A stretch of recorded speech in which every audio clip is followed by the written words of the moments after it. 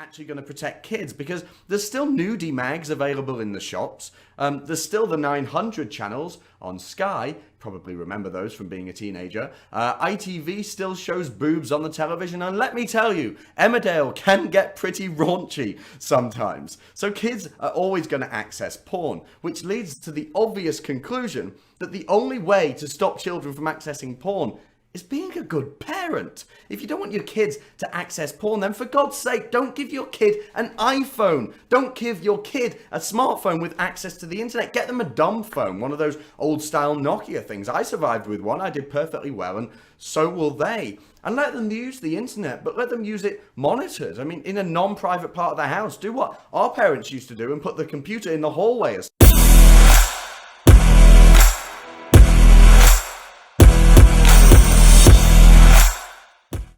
Well, on various videos, we've been talking about age verification, porn passports, a whole myriad of ways that the governments throughout the country and throughout the world actually that are trying to shutter the porn industry and the adult industry, adult content, however you want to put it.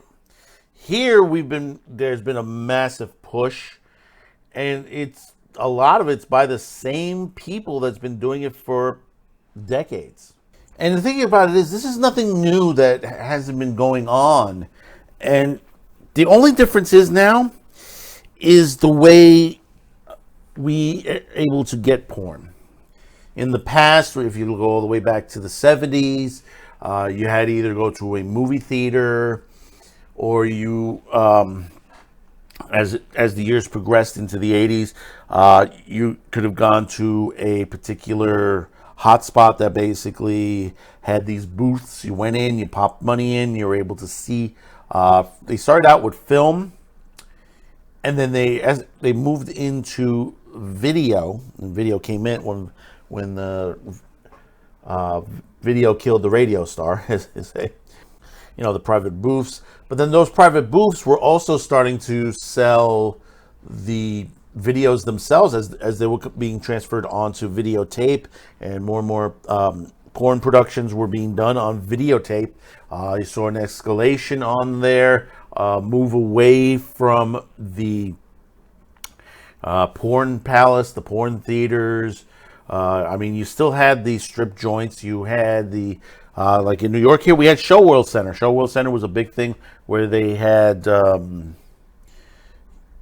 basically you had a porn show, porn booths, and then you had Live Girls, which you paid, and it basically she was behind a booth, and you would be on the other side, and you would talk to her for a price on there, or there was a type where you pump quarters in, and the little door would come down, and you would see a girl doing things that you would normally see outside of something on Pornhub. And the things changed as we got into the 90s, into the 2000s. We saw another escalation toward everything moving to the internet, and that's where we are today. Is that most of the adult industry, besides the strip joint, you go down to Times Square, or what we used to call the Deuce, it's not like it used to be.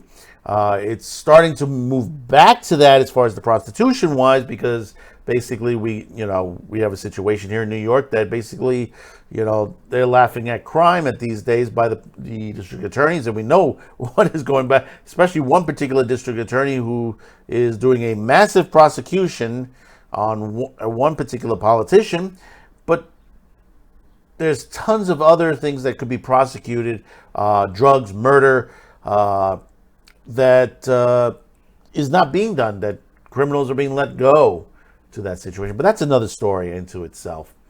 But, you're looking at now, and getting into this story via XBiz, Digital Rights Adult Industry Group warns about porn passport state laws. There are warnings coming out left and right.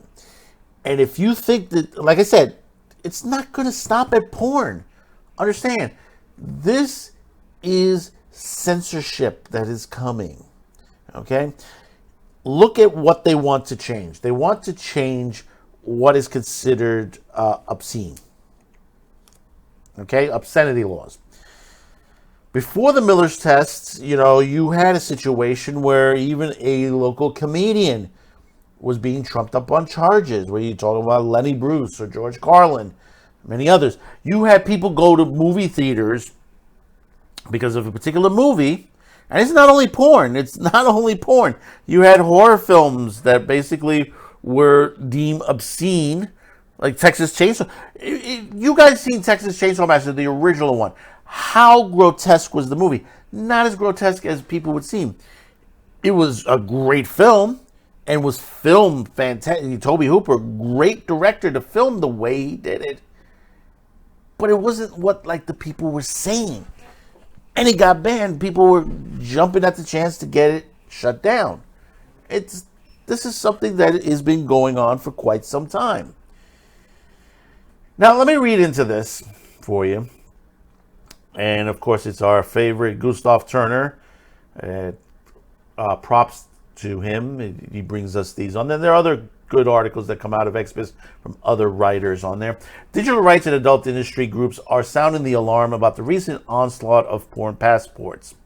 State laws promoting by anti-porn groups and politicians mandating the various forms of age verification. Now, before we go any further, these are the same groups. You'll hear NOSC today on there, and they'll try to throw in child trafficking, human trafficking.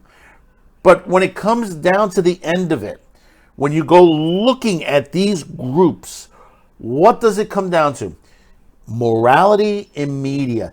These are radical religious groups. Now you could toss in the Mormon religion, the Church of Jesus Christ of Latter-day Saints, that are also trying to shut down the industry itself. These are groups that have skeletons in their own closet themselves. They should not be speaking for everybody else on there. They should not be funding toward censorship because it's against their, what they believe on there. On the average, most Christians, most Mormons, most Jews, basically don't care what somebody's watching in their own home as long as it doesn't violate the law. That's the thing these days. If it doesn't violate the law, they watch whatever the fuck they want. They're in their home. Speaking to Mashable's Anna Iovine, activist with the Electronic Frontier Foundation, Free Speech Coalition, and Adult Performers Union, APAG, weighed in on several ramifications of the porn passport mandates, including the potential breaches of privacy and expansion of state and corporate surveillance, coupled with the likely ease of exploitation and avoidance by bad actors. And this is the danger. You're putting in your information. What makes it safe to put that information in? We're already seeing the situation with TikTok that basically ByteDance has access to your information. And this has been verified by people, tech people in the business, that they've broken down this. There was a 60 Minutes report out of Australia, believe it or not, the 60 Minutes show from Australia that, explained this. The Mashable article highlights how such bills such as Louisiana's Act 440, a new law enacted in January after being championed by a religious anti-porn activist Republican legislator, and many of its copycat bills threaten digital privacy and free speech. As XBIZ reported, other porn passports include Utah's SB 287 and other proposed laws in Virginia, Mississippi, Arkansas, Texas, and Arizona.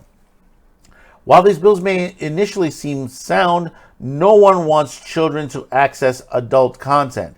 The experts say that they won't work and will cause a host of problems, Iovine notes. FSC Director of Public Affairs Mike Stable told Mashable, "My greatest fears when I look at them was that it was going to push kids to more and more dangerous sites." And they are dangerous sites out there. You have to remember one thing. People criticize Pornhub and Xvideo and a bunch of others that are legitimate companies, but there are phishing sites out there. There are dangerous adult sites. If you, all you got to do is Google a particular scene or a particular movie and say, like, I want to see this particular film. And look at the sites that are on there, and there's some weird naming sites. Stay away from them. Don't even click on them, because you're going to be asking for trouble, and that's plain and simple. And this goes for anything. If you're looking for anime, if you're looking for a particular movie, if you're looking for particular information, you need to be careful. You also, same thing with photographs and stuff like that. If you're looking for a particular image, they could sneak in something in there as well. How many times has when you're looking for a particular picture, has your computer antivirus gone off? It happens on me. It does happen on me. I just cleaned out my site the other day, and they found 20 attempted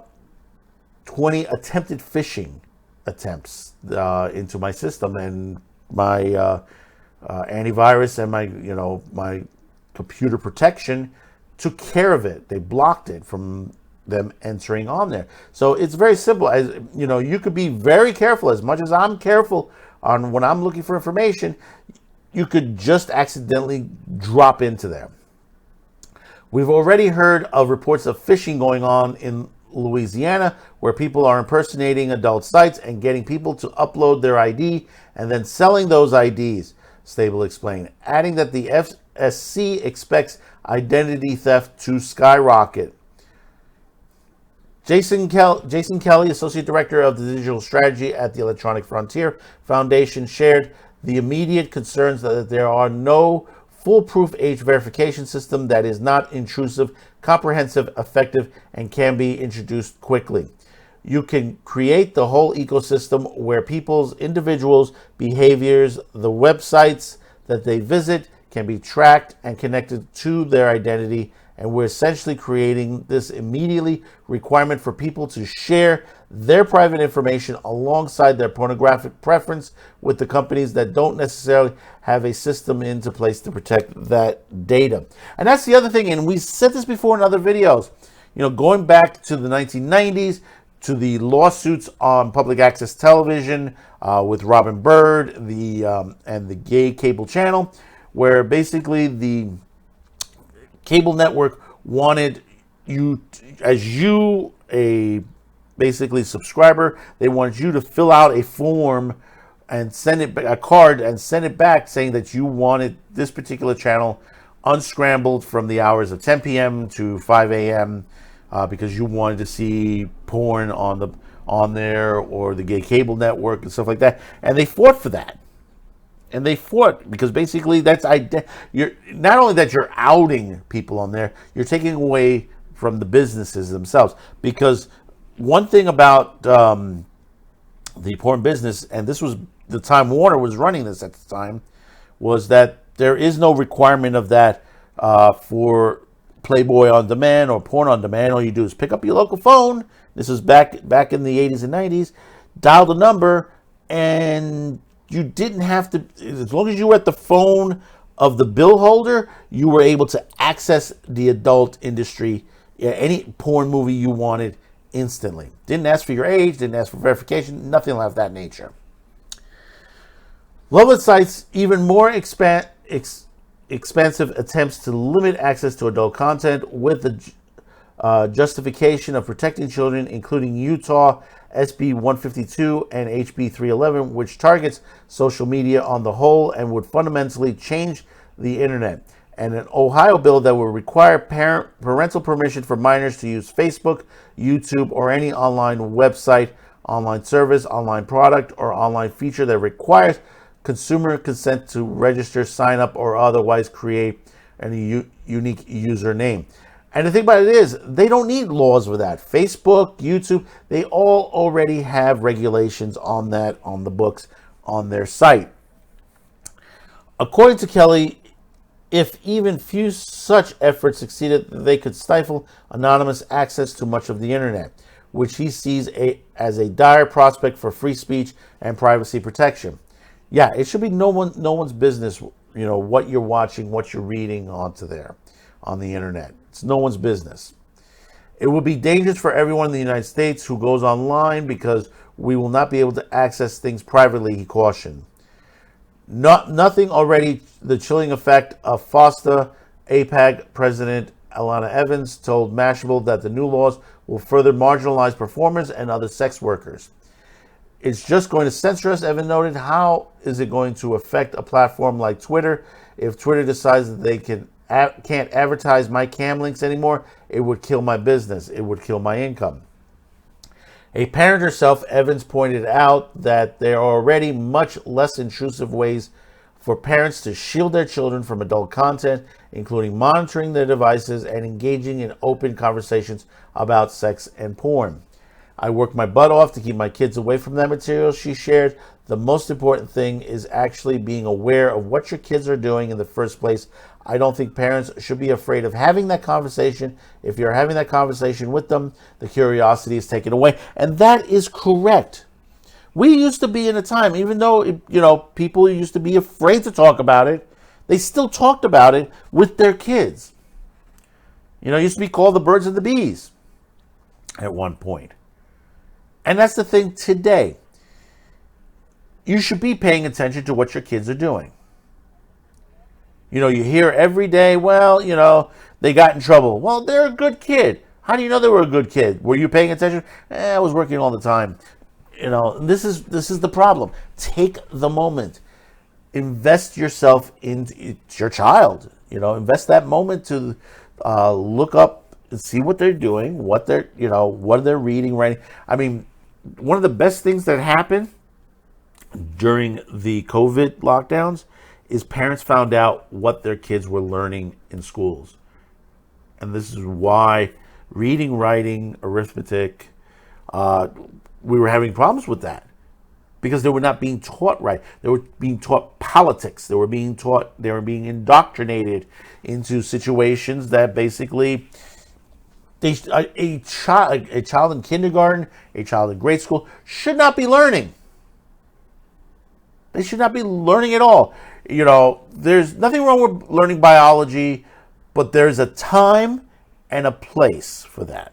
And I say at least the first to second year of high school.